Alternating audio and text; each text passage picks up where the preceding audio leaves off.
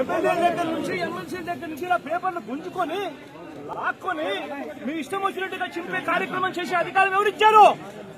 మధుసూదన్ రావు, గుర్తుపెట్టుకో, ఎల్లకాలం ఇలా మాదిరిగా ఉండదు. ప్రజాస్వామ్యంలో ఉన్నాం మనం. నీ టోపీ మీద ఉన్న సింహాలకు అర్థమేమిటో తెలుసా?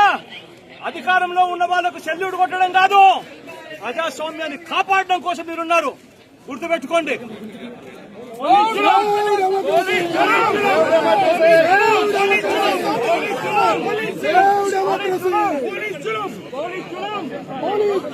నశించాలి.